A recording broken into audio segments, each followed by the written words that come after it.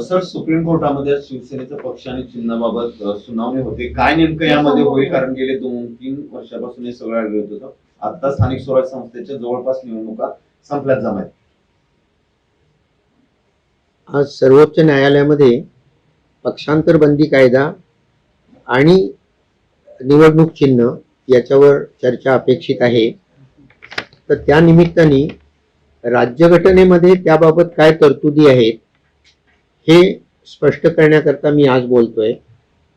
परंतु आज मी फक्त जनतेकरता बोलत नाहीये, तर राजकीय पक्ष आणि माझे जे असंख्य कायद्याचे विद्यार्थी आहेत त्या सगळ्यांकरता मी बोलतोय की एक महत्वाची गोष्ट लक्षात घ्या की लक्षणं आणि रोग याच्यामध्ये फरक असतो. वजन कमी होत आहे हे लक्षण आहे, पण आतमध्ये कॅन्सर झालाय हा रोग आहे. खोकला येतोय हे लक्षण आहे, परंतु टीबी झालाय हा रोग आहे. तसं ही वरवरची लक्षणं आहेत सगळी, पण याचा खरा रोग असा आहे की लोकशाहीमध्ये ज्या संस्थांवर विश्वास असायला पाहिजे त्या संस्थांवरचा विश्वास कमी कमी होत चाललाय. त्यामध्ये सभापती असतील, गव्हर्नर असतील, इलेक्शन कमिशन असेल किंवा खुद्द सुप्रीम कोर्ट असेल, याचा विश्वास कमी होतोय. याचं कारण असं की स्पीकर यांनी अंपायर सारखं काम करावं असं अपेक्षा आहे, परंतु प्रत्यक्षामध्ये ते पक्षाचा सदस्य असल्यासारखं काम करतायत. गव्हर्नर तर काय अत्यंत पथेटिक पोझिशन आहे त्यांची नेमणूक पण पंतप्रधानांच्या सल्ल्यानुसार होते, त्यांना काढून पण पंतप्रधानांच्या सल्ल्यानुसार टाकलं जातं. इलेक्शन कमिशनची ही नेमणूक सध्या पंतप्रधानांच्या मर्जीनुसारच होते, फक्त यांना काढता येत नाही, परंतु काढायची गरज पडत नाही कारण मर्जीतलाच मनुष्य नेमलेला असतो. आणि आता राहिलं सुप्रीम कोर्ट, तर 3-3, 4-4 वर्ष जर का घटनात्मक प्रश्न सोडवले नाहीत तर निर्णय न देणं हा सुद्धा सरकारच्या बाजूने दिलेला एक निर्णयच असतो.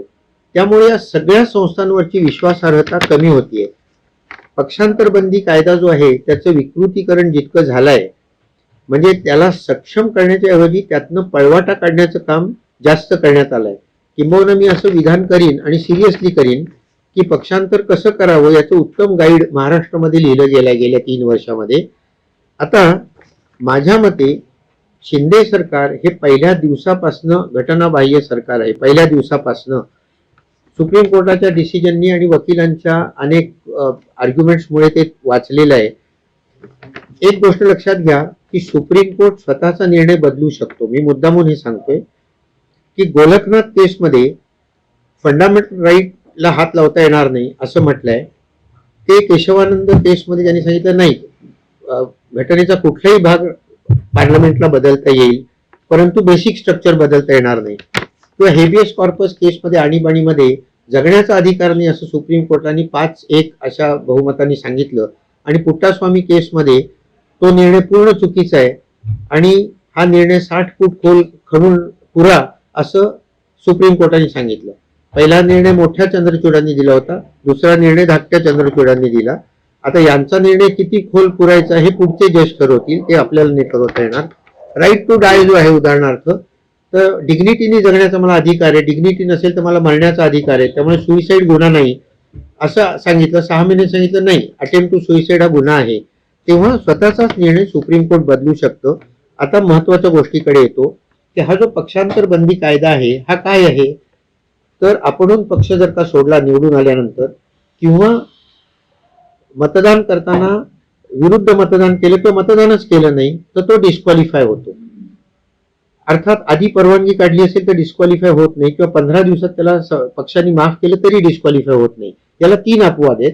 पहिला अपवाद होता की 1/3 लोक बाहेर पडले तर ते वाचतील. ते वाजपेयींच्या काळामध्ये 91वी घटना दुरुस्ती करून रद्द करण्यात आलं.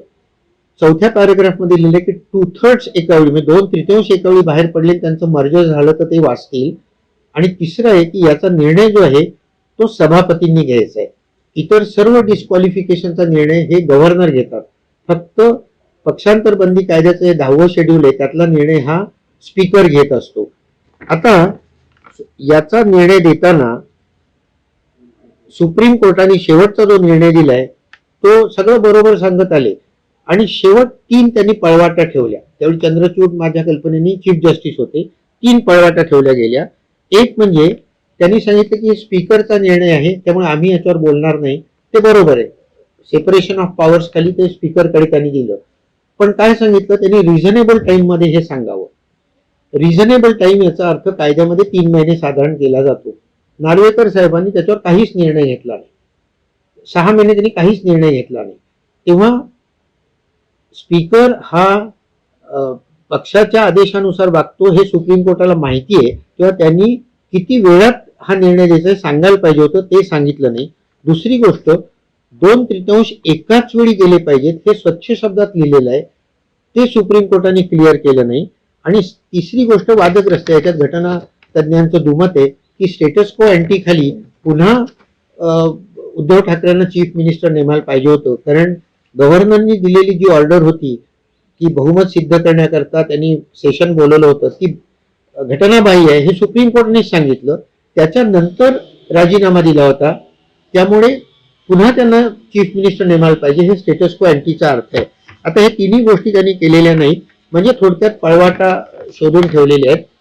त्यामुळे मी मगाशी सांगितलं तसं मी काही साहित्यातला मनुष्य नाही, परंतु सुरेश भटांची कविता आहे की गर्जित दारद यांच्या सामील रामशास्त्री, मेल्या विण्या मड्याला आता उपायव नाही. त्यातल्या पहिल्या ओळीशी मी जरी एकमत असेल तरी दुसऱ्या ओळीशी माझं एकमत नाहीये. भारताची लोकशाही जिवंत आहे आणि ते जिवंत ठेवण्याचं काम हे सुप्रीम कोर्टाने, वकिलांनी, सामान्य जनतेने करायला आवश्यक आहे. वकिलांकरता मी एवढंच सांगेन की वकिलांनी भारताच्या हिताचं काय आहे त्याचा विचार करायला पाहिजे. इंदिरा गांधींनी ज्यावेळी आणीबाणी निर्माण केली त्यावेळी नानी पालखीवाल्यांनी त्यांची केस सोडली की तुम्ही देशाच्या विरुद्ध काम करताय.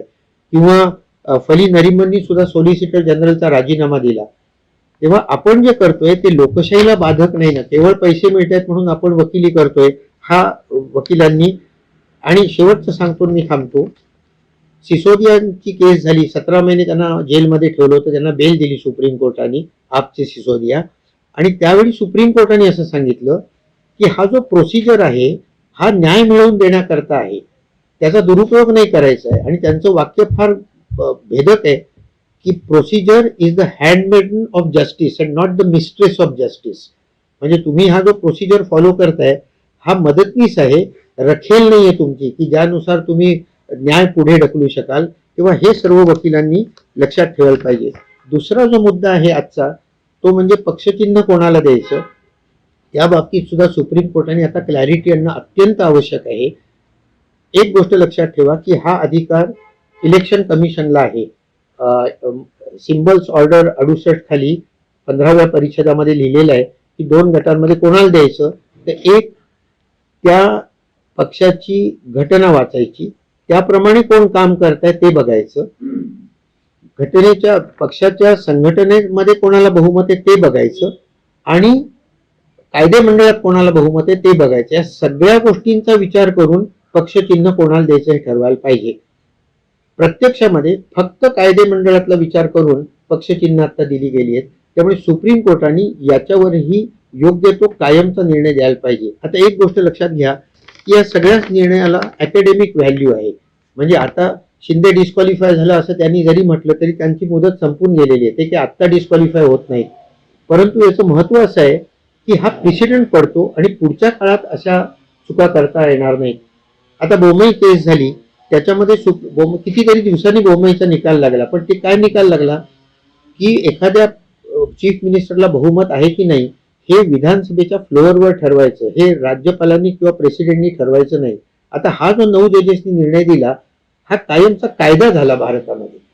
त्याचप्रमाणे आता सुप्रीम कोर्टाने पक्षांतर बंदी म्हणजे काय आणि पक्षचिन्ह कोणाला द्यायचं याच्याबद्दलची सुस्पष्ट सगळी जजमेंट जी आहे ते देणं मला आवश्यक आहे.